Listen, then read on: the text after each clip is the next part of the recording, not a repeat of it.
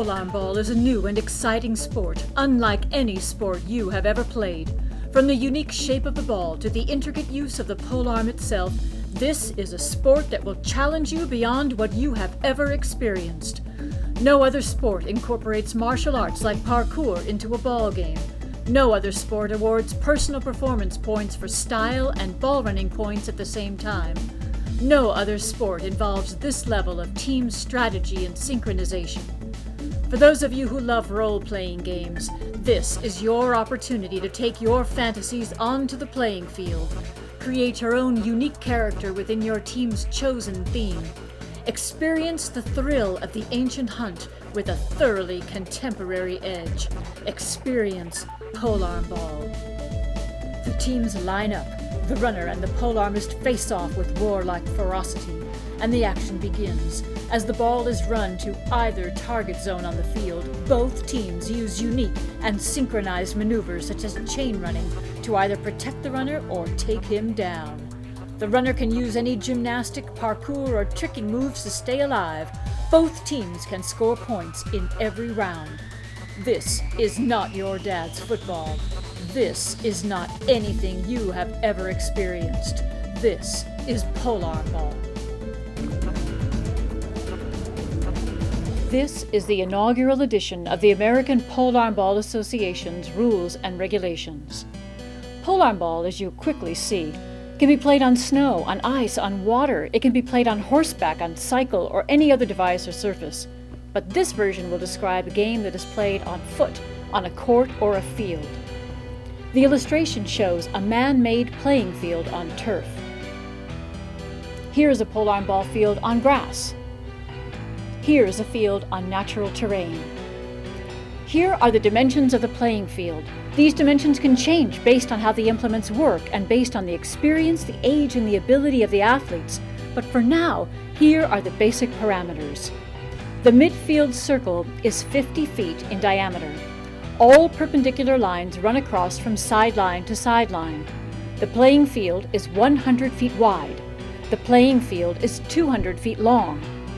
The target lines are the last lines at the far ends of the field. The delivery lines are 20 feet from the target lines.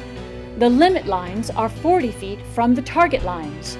The midfield circle from its exterior circumference is 35 feet away from the limit lines and 75 feet away from the target lines. Now here's all that in legalese. The playing area shall be partitioned by a large circle in the center called the midfield circle. Within the center of the midfield circle shall be a solid circle that is marked and has enough room for a player to stand on called the bullseye. A center line shall cut long ways across the center of the midfield circle and run through the bullseye and continue long ways to the outside limits of the midfield circle and continue long ways until it touches the two limit lines at either end where this line ends. This line shall be called the travel line. The playing area shall be partitioned by 3 lines as you move away from the circle downfield in either direction. The playing area shall be limited in width by sidelines. The first line, as you move away from the midfield circle in either direction downfield, shall be called the limit line. The second line shall be called the delivery line. The third line shall be called the target line. The playing area shall contain 2 targets. Each of the 2 targets shall be placed in the middle at the far ends of the playing area, directly over the target lines. Each target shall be located 8 feet high on center directly over the target line and have a 4-foot diameter. The dimensions of the playing field will vary according to the age group and the skill level of the players. The younger and less adept players may use a smaller playing area.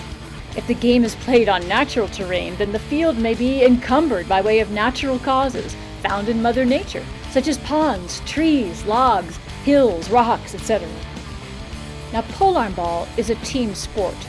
The on-foot version of the game is played by 2 teams on a court or a grassy playing field or a man-made or natural terrain. Each team may have as few as 4 players or as many as 20.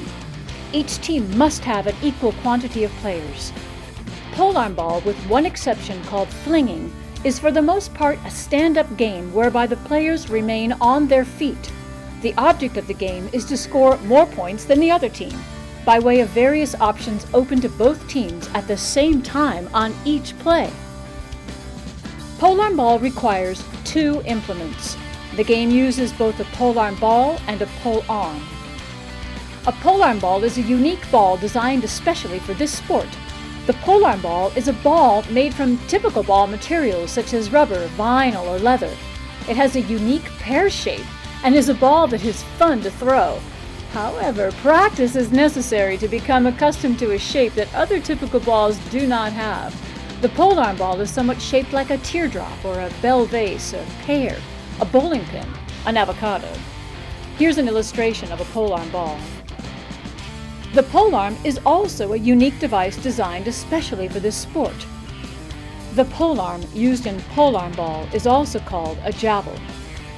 The polearm can be compared in concept to a pole used in jousting or a spear used by ancient hunters. Unlike a lance or spear, the polearm used in Polearmball should have a resilient head or globe, able to withstand the impact of striking a player's torso. The greater surface area of a globe is able to dissipate the forces of impact over a greater surface area which it hits. The polearm should be aerodynamically designed and balanced to travel headfirst in the air as a projectile. It should also be designed to absorb the impact of hitting a player so as to prevent impact injuries.